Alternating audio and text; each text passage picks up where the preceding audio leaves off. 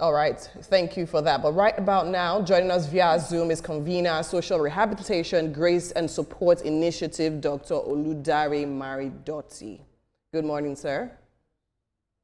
Good morning, Winfrey. Thanks, everybody, Thank for you so having me. much for joining us this morning. Now we're talking about the insecurity situation in Nigeria, still on securing Nigeria's schools. Now, based on the reports and everything that's been happening in Nigeria so far, Kebbi State, Kwara State, and Niger State as well, what is your general comment on these issues of security? Thank you very much. The insecurity situation has been quite depressing and sad for me and for, I believe, for every Nigerian and every good meaning Nigerian. And I'll read a post by Femi Fani Kayode on Facebook just detailing what has happened the last week, where it said a Brigadier General and three of his men were abducted and publicly executed, 64 civilians and women in Zamfara State, 25 female students and principal in Kebbi State that you're talking about, 38 worshippers in Eruku, Kwara State. One policeman was killed in Yobe State. Eight members of the civilian task force in Goza, Borno State. 15 people abducted in Sokoto State. Four rice farmers were killed in Kwara State. 52 students were abducted in Niger State, which number is elevating all within a week. Now, it's this multiple spate of insecurity that is quite alarming, and I believe that the main problem of this is the fact that we do not have a form of local control and administrative control on our policing. I've always said this for a very long period of time that the insecurity in Nigeria is not a military problem, it is a policing problem. If you look at the stories that you were talking about, I mean, I think it is quite alarming. It's jarring for me for a governor to say that who gave the order for the military to decide to leave, because the governor also has a responsibility to the people. And the military are not the only ones that can push back against 60 terrorists or something. That was about the number that they said they found in Niger State. So why was it that if there was an intelligence, there was no, a lot of military and police and task force and civil defense, presence out there that night? Why do we have to keep running away from these terrorists until they attack us targets, and then we now start chasing them? And even if you look at from the KB State situation, whereby it occurred around 3 to 4 a.m., and then before it got to the media, it was around 8 a.m. Before a minister spoke about it, was around 4 p.m. Before we got the state house, comment was around 8 p.m. at night.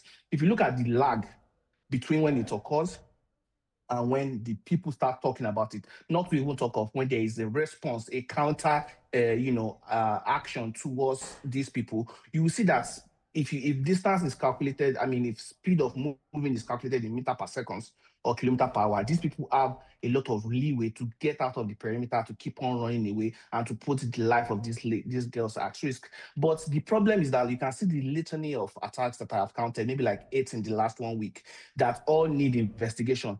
And we have just one person, IGP Kayode Betokun, who is even in the United States right now negotiating with Americans. I don't know why he's here, but he cannot divide himself into 8 places and be giving operational command for all these things. So when we talk about school attacks, the communities, not even just the police, the states right now, the communities, each town should have its own police department staffed by people that live and grow up there, or at least that are compassionate, that know the people from that town, because that is how you can get rapid response. I'll quickly chip in this story.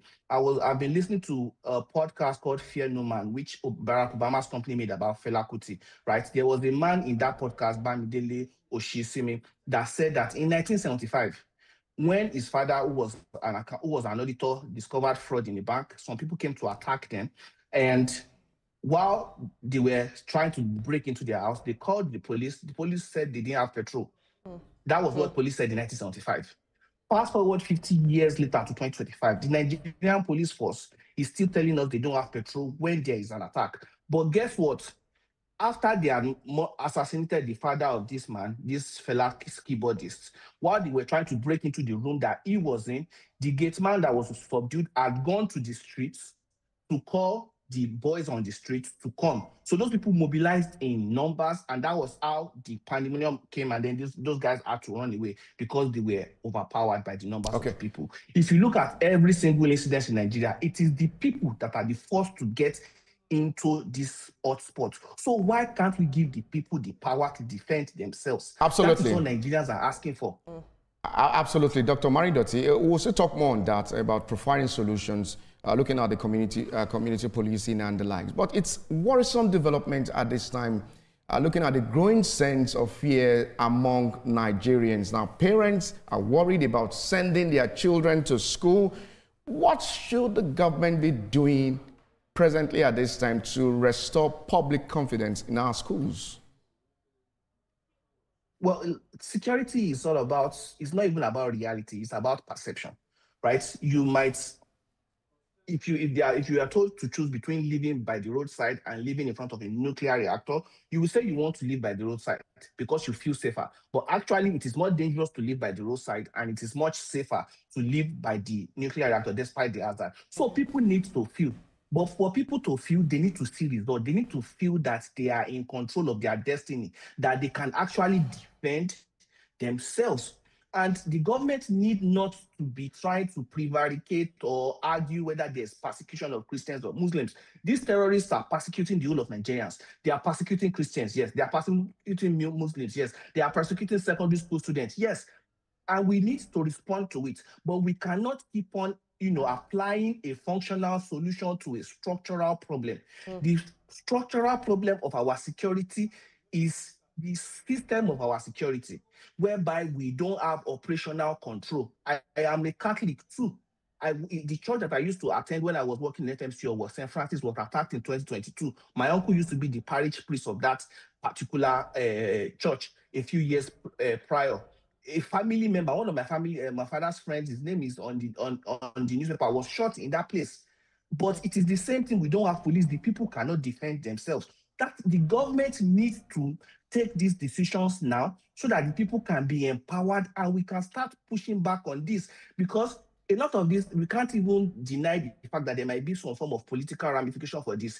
The restructuring and the reunification of exchange rate has taken a deep into the pocket of some people, and election season is coming. So definitely they are trying to eat up the polity and make the president look incompetent. And he has been complicit in helping them by having failed to heed the advice of people like Parfashionoti, whose daughter was, murdered by insecurity in 1999 in order, or people like His Royal Majesty Olufalaye, who was kidnapped himself, a former presidential candidate in 2015. They came to us in 2024, begged the president to start the restructuring of police, and what he told the Patriots a few months later was that that was not his priority, that the economy was his priority. And I could remember I was on TVC and I asked the question that what parameters were the president waiting for him to make the decision to start restructuring, because I don't think anything magical has happened in the economy since then. But the insecurity has prevented our economy from growing.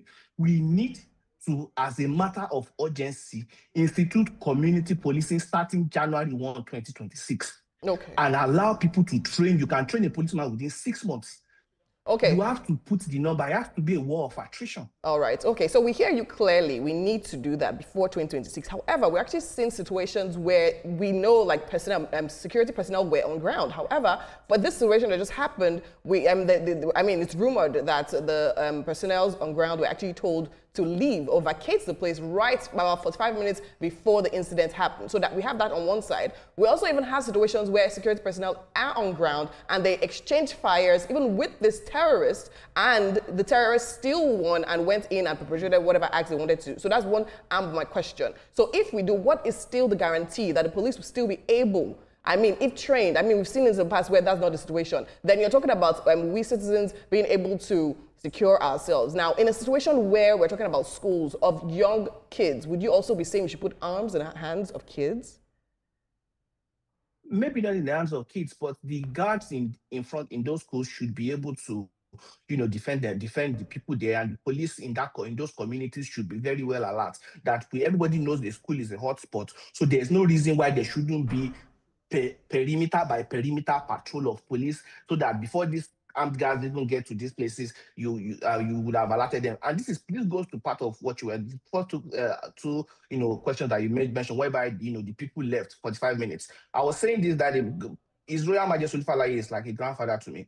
When he was kidnapped, if there was a commission of young men I was about 25 then, to go into the bushes to look for them, I would drop my stethoscope and enter the bush and pick a gun and go and fight for him.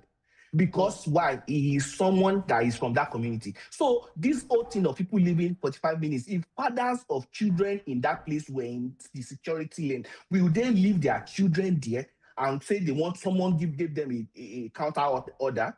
If the fathers of these children were a part of the community that controls the police, will they not chase after the students immediately if those things happen? But we live in a country where you have to wait for it to get to Abuja through so many bureaucratic channels. And the exchange also is also a part of it. Like, yes, sometimes it has to be a war of attrition, so there has to be enough numbers, but also the terrorists need to know that when they go out to strike, it is a suicide mission, and they are not going to be able to escape. If you look at all these boys, they are very young. I mean, I saw the video of what's it called, the Kwara State, and so I saw those terrorists, very slim, young. You will know these guys are maybe under 20 or something. And this will bring me back to my own second theory about what is causing all these problems that we are talking about, which is the economic aspect of it. We all saw where the customs said they gave some of these bandits bags of rice so that they could escape. A lot of these guys are also just hungry.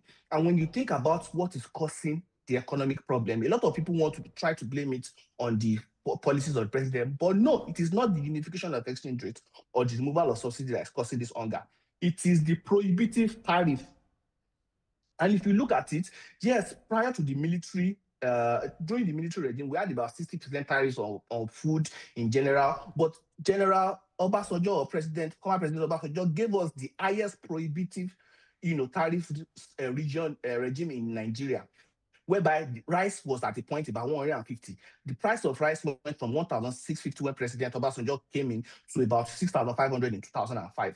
All these things, yes, people that were in the South were impoverished, but were able to to stomach it. Okay. But the people in the North who were at the margins, they could not stomach it, this is what led to a culture medium for bad ideas like Boko Haram to fester. And that is what has given us the insecurity that we have right now. Because when you put import duty barrier and you close your border, the people living in those communities, you have destroyed their economy. Youths are unemployed. Dr. Marindoti, they can't feed their children. This is also another aspect that we need to look at, and we can do urgently. Absolutely, absolutely. We'll need to look at that point. But quickly, you made mention of state policing earlier. I want you to throw more light or more insight concerning the importance of state policing in Nigeria. But that is one at the side. The second one is looking at the pattern of school kidnapping, church attacks, political violence. Is this a resurgence of what we saw in 2015, build up to the 2015 election? That's 2014 to 2015 election. What exactly is happening? Yeah, thank you. Definitely, when you talk about state policing, it is how it operates almost in every sane environment in the world. I believe it is the greed in the federal government that is making them want to withhold all the power. A wise cat surgeon knows that he cannot be the anesthesiologist and the scrub nurse and the assistants, that he needs to delegate. The federal government can delegate. So if you look at the number of violent deaths that have happened in America this year alone, it's been going up to like the tens of thousands. But nobody is putting pressure on President Trump that look at the number of gun killings in America. Why? Because when there is an incident, the person primarily responsible is the police chief of that community, not even that district or that local government, or the representation of the government in America. So if you have all this multi-level policing, to bring so many multi-layers of responsibility. So the state can come and support you. You're supporting your surrounding community police department can come and bring resources. The federal government, through maybe the DSS, can bring resources or the NSA, but the primary responsibility will be on that local government. So there won't be 8 incidences and everybody's looking at Bola Tinubu. Everybody will be looking at different people with different responsibilities. The governor of Kebbi State will not be able to make a statement like who ordered the military to go, because he will know that he has the responsibility to put even the state police, which is going to be different from the police of that region, to be there. And when you talk about the school kidnapping, this is what we saw in the lead up to 2015 election. I mean, it is. I'm not surprised that stuff like this is going to happen, because, like I always said, like when the president unified the exchange rates, a lot of people lost their source of income. So they want to make him look bad, and he has assisted them by not restructuring and being able to point finger at this governor, this local government chairman.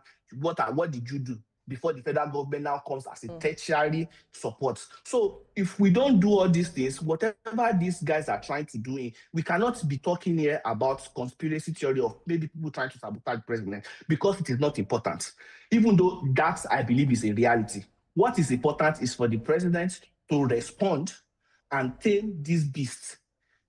Tame it before it grows into a wildfire and destabilizes the country for next year, which is going to be sensitive. So on that point of response and taming the beast, now let's talk about the fact that, I mean, we've had this situation over the years. This is not the first, second, third time this is happening. This thing keeps on happening. Even when we have some intelligence report telling us, okay, fine, this is going to happen, for some weird reason, it seems as if maybe there is no appropriate activity that is carried out to prevent it still. However, so now on social media, you literally see the likes of, I mean, so the idea of it seems like the terrorists are being emboldened by the day. It's like once they get successful with doing something, they do more. So we see personalities like Sheikh Gumi, for instance, now, talking about how there's a negotiation that is meant to be on ground and they are not happy. That is why they're carrying out the activities that they're carrying out. And we have someone and a personality like that. We have his face, his identity. Now, what do you have to say about the fact that someone like that is still walking free, walking freely with all the comments he's making? Yeah, it seems to be at least an enabler of the banditry that we are seeing.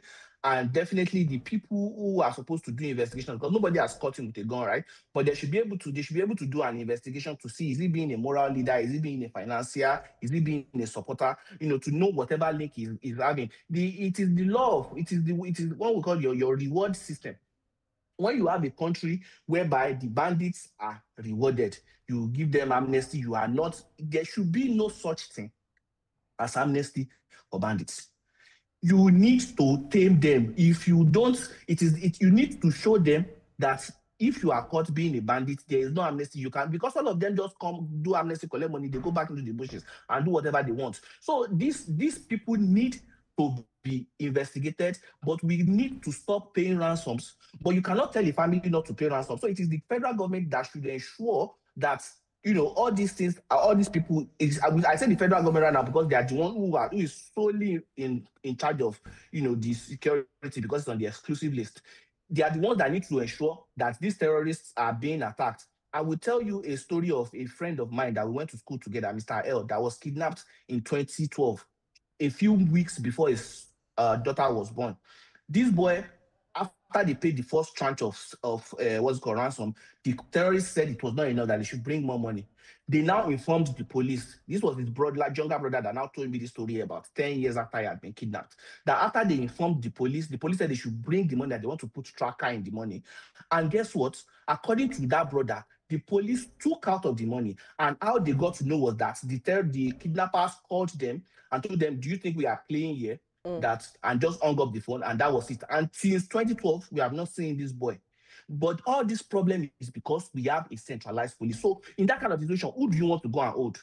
You cannot get access to whoever the IGP is in Abuja. But if that was a Delta police or a Video police or whatever, or again Abuja police, you will be able to go and point out this policeman, and you will be able to get accountability. We need short cycle of accountability for our security. That is the only way out. And I hope the president can wake up from his slumber and stop being like Babaluku Plumber with this. No. Just Dr.